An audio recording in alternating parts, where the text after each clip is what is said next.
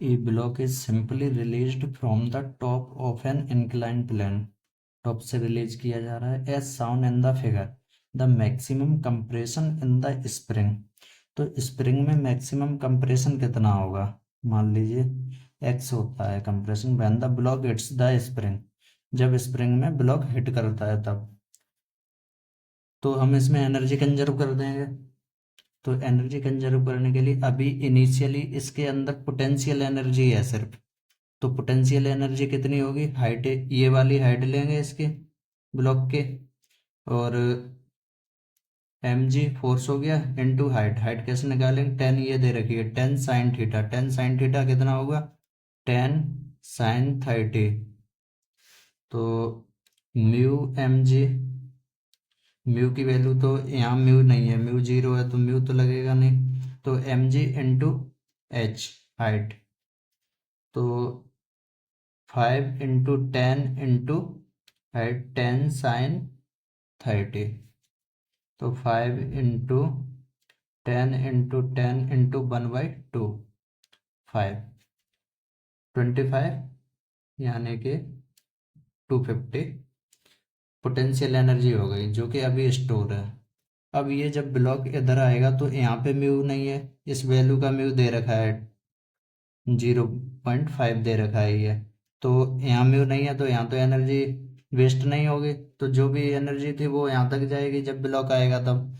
अब जो यहाँ पे एनर्जी जाएगी वो कुछ तो यहाँ पे म्यू दे रखा है तो कुछ तो फ्रिक्शन में खत्म होगी और कुछ स्प्रिंग की वजह से फोर्स लगेगा उसमें, तो दोनों एनर्जी इस साइड ही लग रही है, तो दोनों एक साथ ऐड हो जाएंगी। फ्रिक्शन और स्प्रिंग वाली वो किसके बराबर होंगी, पोटेंशियल एनर्जी के बराबर। तो हमारी एम जी एच वाली थी जो, वो किसके बराबर हो गई, एक तो म्यू एम जी इंटू कितने डिस्टेंस जाएगी, अज्यूम करते हैं एक्स डिस्टेंस जाती है तो एक्स प्लस के 1/2 के एक्स स्क्वायर, के की वैल्यू दे रखी है हमें 100। तो ये हो गया। अब हम इसे बैलेंस कर देंगे 250 इज इक्वल टू, हमें कंप्रेशन निकालना है कितना हुआ, तो एक्स की वैल्यू फाइंड करनी है, तो म्यू कितना है 0.5, एम कितना है 5, जी कितना है 10 इंटू एक्स, एक्स की वैल्यू प्लस के 1/2, के कितना है 100 न्यूटन पर metre into 100 into X square. तो 250 ये इंटू यहाँ से 25x प्लस के 50x²।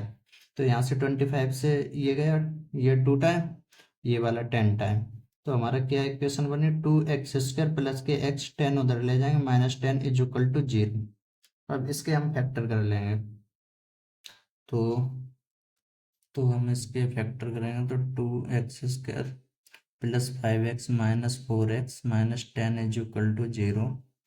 तो ये वाला टर्म इधर ले लें, उधर ही है तो 2x कॉमन ले लें, तो यहाँ से x -2 प्लस के 5 यहाँ से कॉमन ले लें तो x -2 इज इक्वल टू 0। तो x -2 एक बनेगा, एक 2x प्लस 5, 2x प्लस 5 और x -2। तो हमारी ऑप्शन में इसके जो ऑप्शन दे रखा था उसमें आंसर कितना दे रखा था, ओनली 2 दे रखी थी वैल्यू, ऐसा कुछ नहीं था कि x की वैल्यू -5/2 दे रखी हो।